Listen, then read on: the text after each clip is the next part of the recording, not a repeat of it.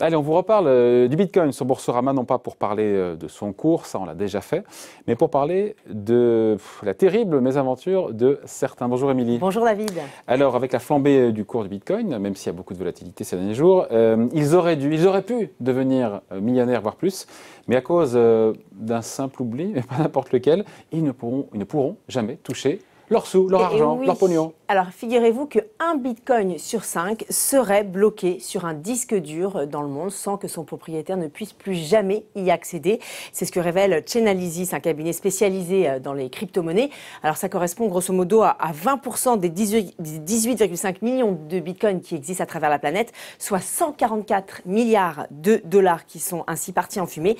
Le New York Times a cherché à savoir pourquoi ces propriétaires ne pouvaient pas y accéder. Eh bien, pour une raison très simple, ils ont tout simplement perdu leur mot de passe. Voilà, des millions qui tombent aux oubliettes pour un mot de passe oublié. Il y a moyen de le récupérer, ce mot de passe, non? Malheureusement, non, David. Vous savez, c'est la principale caractéristique du Bitcoin. C'est son anonymat renforcé, c'est-à-dire ce qui fait son succès et sa force auprès des réseaux criminels. Alors du coup, contrairement à une banque classique ou à un service PayPal, eh bien, vous n'avez aucun moyen de récupérer ou de réinitialiser votre mot de passe. Pourquoi? Parce que Bitcoin, finalement, n'a à aucun moment accès à votre code, même pour autoriser une transaction. Il n'y a que le détenteur, finalement, qui connaît son code.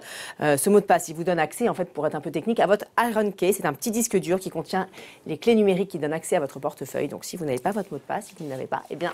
L'accès à l'Iron Key, c'est important, mais c'est une frustration mais terrible. C'est-à-dire qu'en fait, ils ont la fortune là, les fafios à portée de main. Et ça leur passe sous le nez. Et quelle fortune, David, vous l'avez rappelé en ce début d'interview. Le cours du Bitcoin, il s'est littéralement en temps de valeur. Du coup, ce petit bout de papier, il s'est volatilisé. Alors, il a tenté 8 mots de passe. Pour l'instant, il a tenté sa chance 8 fois. Il ne lui reste plus que 2 chances. Voilà, la fébrilité. 2 tentatives avant que sa fortune ne s'envole désespérément dans les airs. Donc, vous imaginez effectivement la fébrilité, le stress devant son ordi pour ces 2 dernières tentatives. Donc, pour l'instant, il attend un peu. Il essaie de retrouver la mémoire. Et puis, vous avez un autre exemple cité par le New York Times. Là, c'est un entrepreneur de la Barbade qui a perdu 800 bitcoins estimés à 25 millions de dollars. Donc à l'époque, il y a 10 ans, il n'a pas été très inspiré en reformatant son ordinateur et donc en perdant toutes ses données, dont donc son mot de passe. Alors en France, David, on est également, pas dans les mêmes proportions, mais quand même, on a aussi des exemples.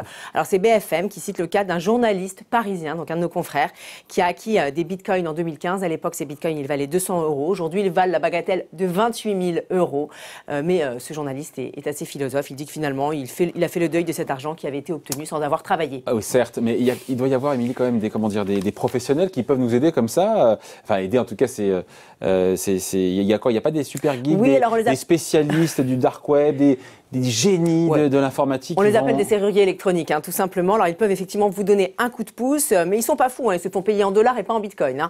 Et ils vous prennent grosso modo 20% de la somme obtenue s'ils y arrivent. Donc, c'est un business assez lucratif. Et en tout cas, le travail ne manque pas pour ces spécialistes.